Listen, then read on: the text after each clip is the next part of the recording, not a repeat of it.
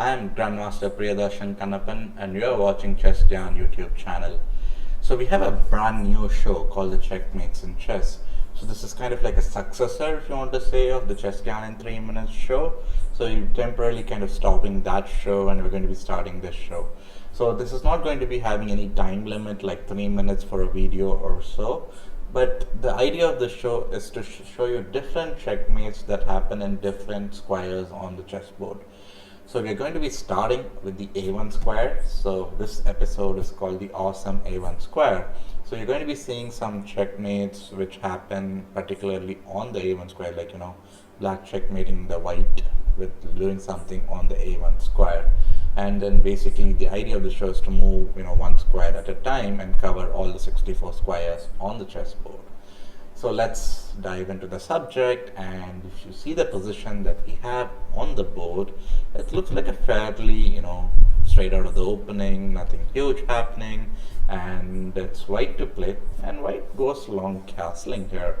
A bit of a surprise, I would say, because generally short castling looks more traditional, and after long castling, black has to make a big decision, like what plan should he choose. Should he go something like queen b8 and try to attack or develop a queen on the b file and so on?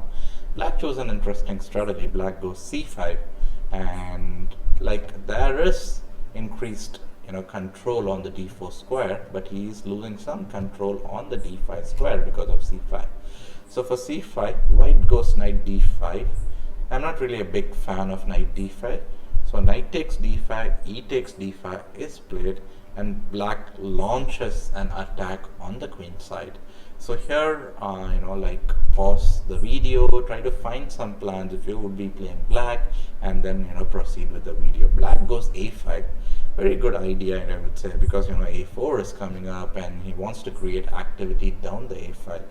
White goes g4, bishop g6, and a4.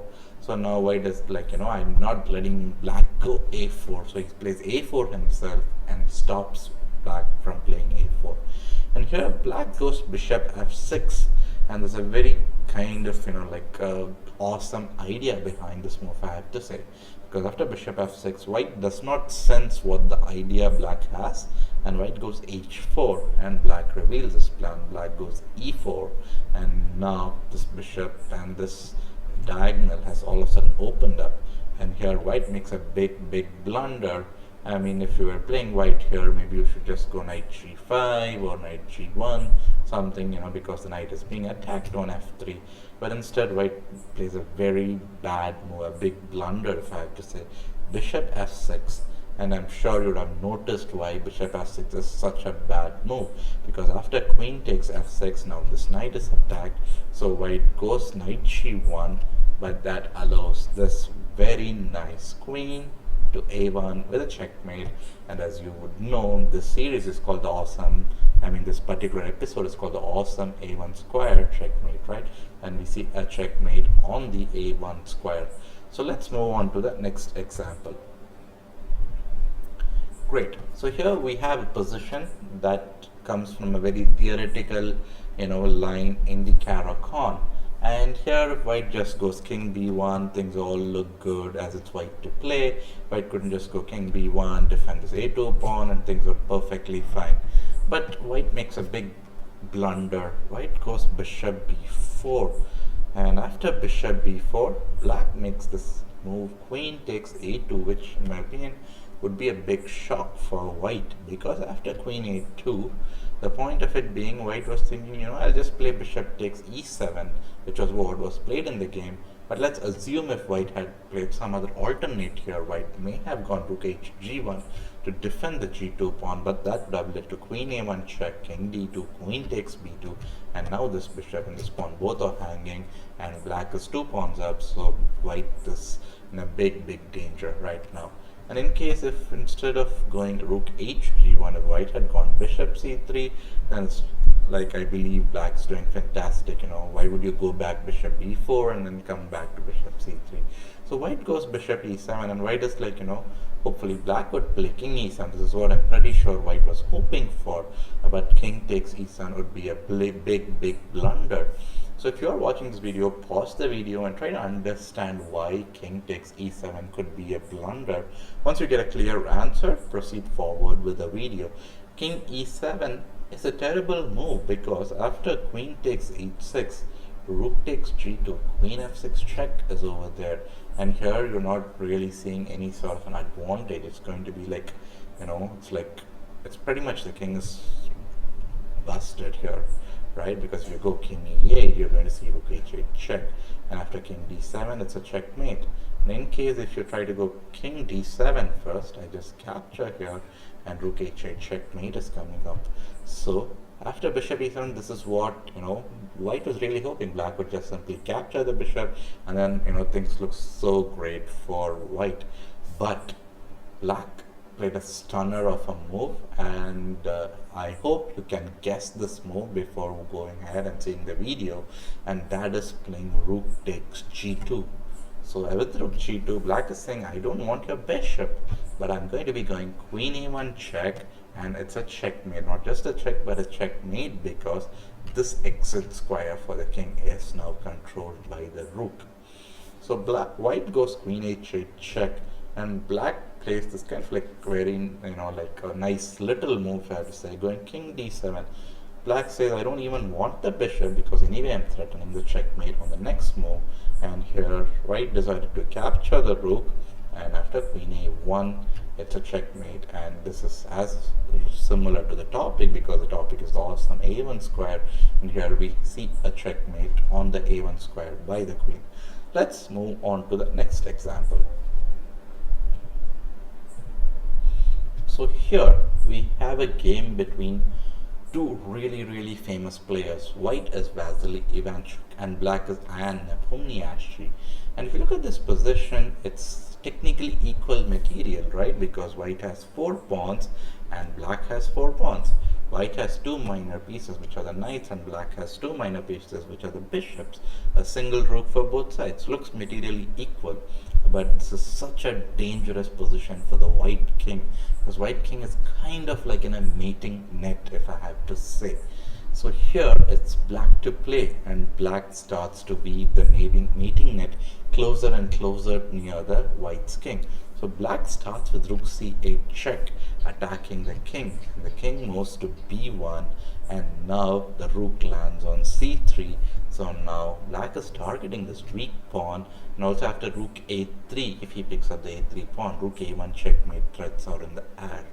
So white goes rook e4, counter attacking the bishop, and black pulls back the bishop to safety with bishop f6. And now white goes knight c4. So white is like, no, you can't take my a3 pawn because my knight is protecting the a3 pawn. So black is like, black has a very strong position, as I said, because the a3 pawn is weak, the white king is in a mating net, and double bishops are preferable when there's a rook and bishop. This is rook and knight contest. And here black goes rook f3, and black is going to activate the rook on f2 or f1. So white goes rook e2, but it's a big blunder.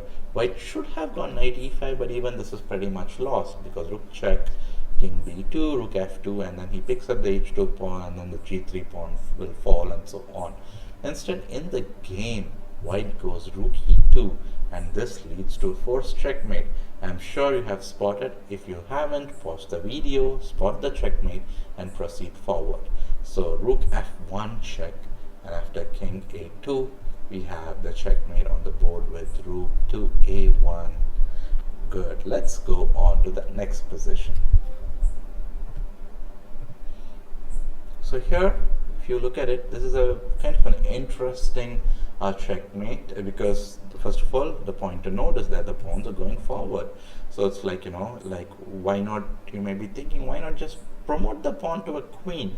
But unfortunately, that would not be a great move, because black's queen would be lost after rook check here, and the king has to move here, and then, white would pick up the queen.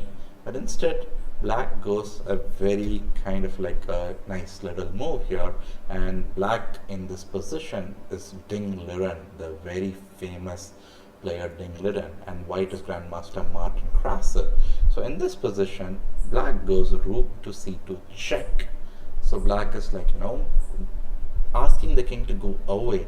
But white is like, I know I want to come closer to your e2 pawn. King b3 was played, and now we are your thinking hat and find the move that black played in this position.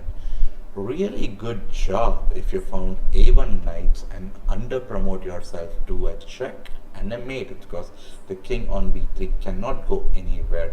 Really good job if you could spot this a1 under promotion to a knight idea. So let's move on to the final example in these positions. So this is a kind of a complex position.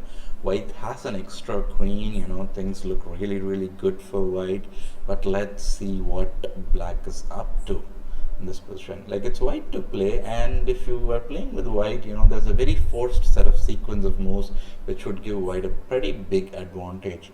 So, but it's a pretty high level, so you may struggle a bit if you're watching this video, but if you think you're confident enough of trying to find the move, because in this case both white and black are pretty strong grandmasters, 2600 plus.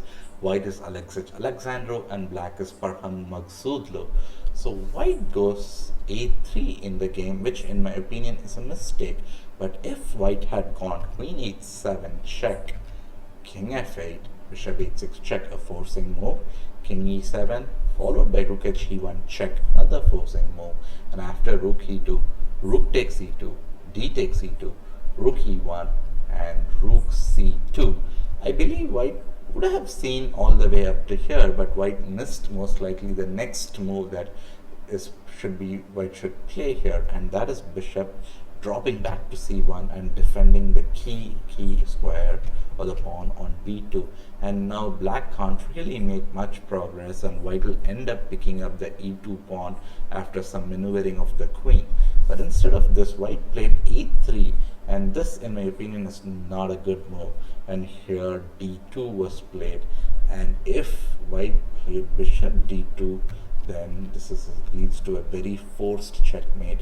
I would suggest you to pause the video and try to find the checkmate, and that is bishop takes b2 check, king a2, bishop c3 check, king b1, rook b2 check. In case if the king goes to b3, let's assume you have rook b2 check, and if king goes to a4, which is the only square the king can go to, you have b5 and it's a checkmate. So after king a2, bishop c3, king b1, there is rook b2 check, and if king c1, it's rook b1 checkmate, and if king a1, rook takes d2, and it's a checkmate, as this bishop controls this b1 square. This bishop is attacking the king, and the rook is controlling the a2 square. So in this position, so this is a checkmate.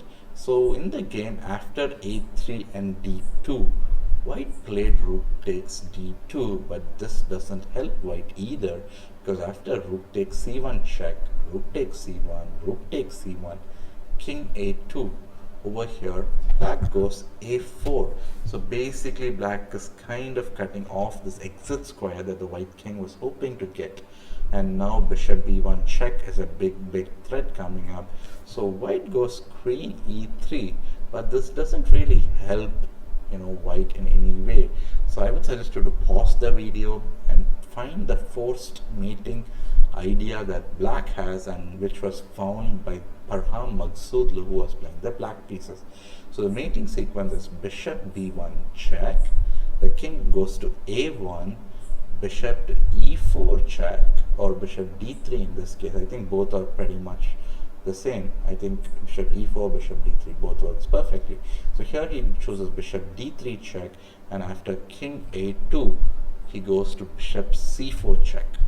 The point of it being, now if white wants to block the check, white has to go b3, and after b3, now the mate is not in capturing a b3 or bishop takes b3, but it is rook a1 check, and the king is checkmated thanks to this bishop on f6 defending this rook and also controlling this key escape square on b2. I hope you enjoyed this video on a1 square checkmates. I'll be back with a new video very soon. please subscribe to the channel, press on the bell icon to get instant notifications.